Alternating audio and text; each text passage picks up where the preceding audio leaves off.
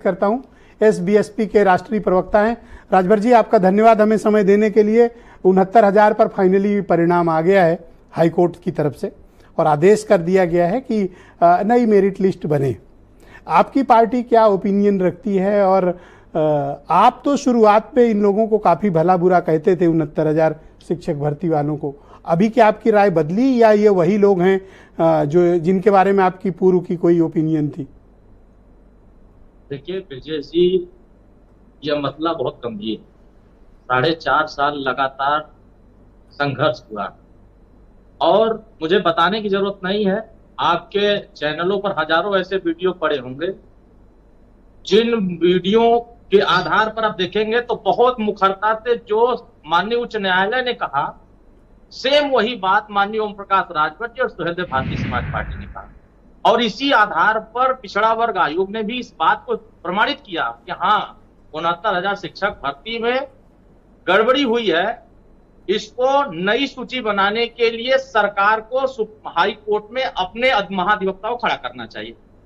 4 बार माननीय ओम प्रकाश राजभर जी इनके प्रतिनिधि मंडल को, विभिन्न जो इनके सहयोगी आते थे उनको ले जा करके माननीय मुख्यमंत्री जी के साथ बैठा करके विमर्श करते थे कि इसका रास्ता निकाला जाए ताकि नौजवानों को न्याय मिल सके। और मैं तो हाईकोर्ट के फैसले जो आए उसका तो स्वागत खुले मन से किया, इस बात से कि लंबे समय के संघर्ष के बाद मुकाम हासिल होने वाला है। इसलिए इस मुकाम को पहुंचाने के लिए हमारी पार्टी ने मुखरता तो पिछड़ों के साथ इतना बड़ा अन्याय होता रहा, आप क्या करते रहे? मंत्री बने बैठे रहे? ये विजय जी, एक बार अन्याय नहीं हुआ। अगर ये एक बार अन्याय होता तो बात समझ में आती।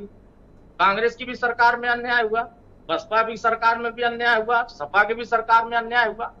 जो भी सरकारें बनी, विषय वह नहीं है। अनुच्छेद 16(4) में अगर आप देखेंगे तो पिछड़े और दलित को आरक्षण देने के तहत ही तमाम नौकरियों में भागीदारी की बात।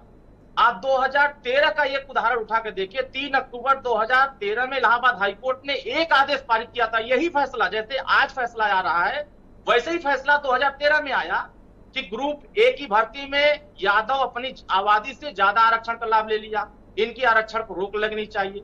चमार जाटव धुसिया अपनी आबादी से ज्यादा आरक्षण ले लिया। पुलिस की भर्ती आई थी 46,410, 33,000 अकेले एटा, इटावा, कासगंज, कन्नौज के लोगों का किया गया था। तो जब पिछड़ों के हक के साथ इस तरह से खिलवाड़ हो रहा था, उनका हक हुकूक नौकरी में मारा गया था, आप तो पिछड़ों की राजनीति करते हैं, आपने क्या किया?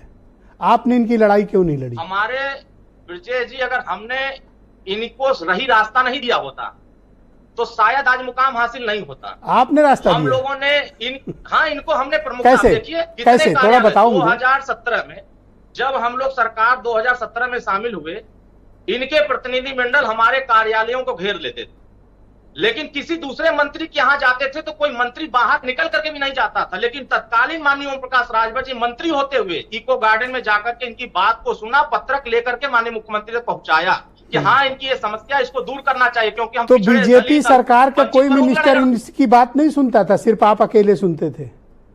नहीं, देखिए सबसे बड़ी बात है ब्रिजेश जी, बात पहुंचानी चाहिए। सच बात, अगर ये हमको चिट्ठी दे रहे हैं, तमाम एविडेंस दे रहे हैं, तो उस एविडेंस अच्छा, इस बात का कोई रिग्रेट है कि पहले जो आप इनके लिए अपशब्द बोले थे, आपकी पार्टी के कुछ लोग या अध्यक्ष, वापस लेंगे अपने शब्द? कोई अपशब्द नहीं बोला। देखिए ब्रिजेश जी, अगर इन विषयों पर जाएंगे, अब शब्दों पर बहुत सारे लोगों ने बहुत कुछ कहा, नहीं स्पेशली इनके लिए कहा था, तो अभी आप रिग्रेट फील कर सकते हो? ये बड़प्पन होता है। नहीं, बिल्कुल नहीं, ऐसा कुछ नहीं है। हमने धन्यवाद, बहुत शुक्रिया आपका।